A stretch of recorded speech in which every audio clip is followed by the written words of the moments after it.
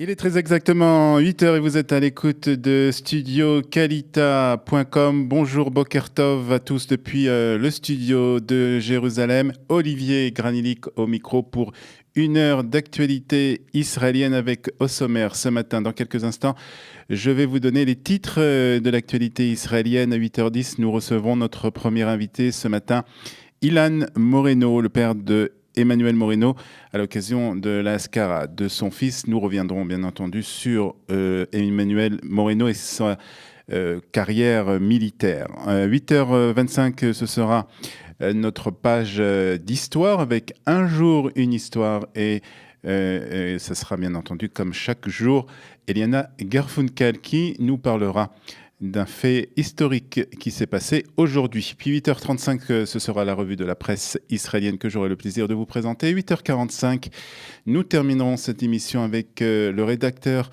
en chef du site Happy in Tel Aviv, qui sera notre invité. Manu Chob sera dans nos studios. Mais nous commençons immédiatement avec les titres de la presse israélienne, les titres de l'actualité israélienne plus exactement.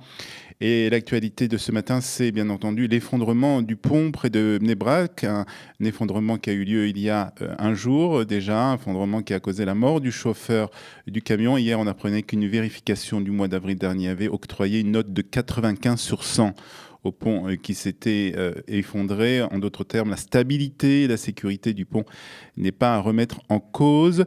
C'est la percussion donc de la grue contre le pont qui a causé son effondrement. On reviendra bien entendu sur ces informations dans la revue de la presse israélienne, puisque la presse de ce matin revient sur l'effondrement de ce pont à Givat Shmuel.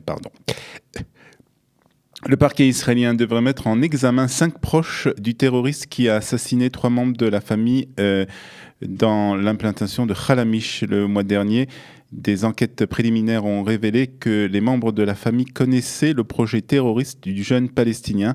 Les membres de la famille n'ont pas agi et n'ont pris aucune mesure efficace pour empêcher l'attaque et ne l'ont pas signalé aux autorités israéliennes ou palestiniennes, indique l'acte d'accusation. Et puis il y a quelques minutes seulement, on apprenait que l'armée israélienne avait détruit cette nuit la maison du terroriste qui a commis l'attentat à Khalamish contre la famille Salomon. Le tribunal de Rishon LeZion a ordonné hier le maintien en détention du responsable islamique, le Cheikh Salah, qui a pour 2 jours de plus, le Cheikh Salah, qui habite dans la ville israélienne de Fachem, a été arrêté mardi matin. Il est soupçonné d'incitation à la violence et au terrorisme, ainsi que de soutenir et d'être un membre actif d'une organisation terroriste, c'est-à-dire membre de la branche nord du mouvement islamique qu'il dirige.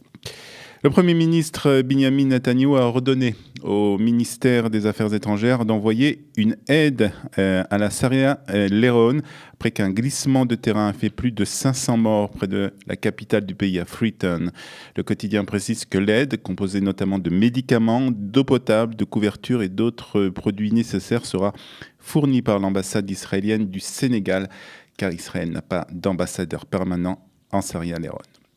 Et 200 nouveaux immigrants en provenance des États-Unis sont arrivés hier en Israël. Les Olim Hadashin sont arrivés dans un avion affrété par le ministère de l'Intégration et par l'organisation américaine Nefesh Benefesh. Parmi les nouveaux immigrants, la fille de l'ambassadeur des États-Unis en Israël, David Friedman, Talia Friedman, est arrivée elle aussi parmi donc ces 200 nouveaux immigrants. En tant que père, je me réjouis de l'aboutissement du rêve de ma fille Talia de faire partie de l'État d'Israël, a déclaré hier l'ambassadeur des États-Unis en Israël. Et si vous en avez marre de vous prélasser sur les plages de Tel Aviv, le musée d'art de Tel Aviv propose les mardis 22 août et 29 août à midi des discussions en français pour mieux comprendre et approfondir les expositions permanentes et temporaires qui sont actuellement proposées au musée d'art de Tel Aviv. Le musée présente une impressionnante collection de peintures étrangères. Parmi ces peintures, Monet, Van Gogh, Picasso, Chagall et d'autres, et aussi des peintures israéliennes. Il est nécessaire de s'inscrire à l'avance pour assister à ces discussions. Nous parlerons d'autres idées de visites à faire à Tel Aviv à 8h45 avec notre invité Manu Schwab, rédacteur en chef du site Happy in Tel Aviv. Les températures prévues pour ce matin en Israël, une légère baisse des températures, mais je vous rassure, il fait encore très chaud en Israël. 31 degrés à Tel Aviv, 30 à Jérusalem, 37 à la mer Morte et 39 degrés ce matin à Eilat. Le dollar vaut ce matin 3 shekels et 58 agourotes, et contre 1 euro, vous aurez 4 shekels et 21 agourotes. Dans un instant, notre premier invité de la matinée, le père de Emmanuel Moreno, Ilan Moreno, sera là pour nous parler de son fils.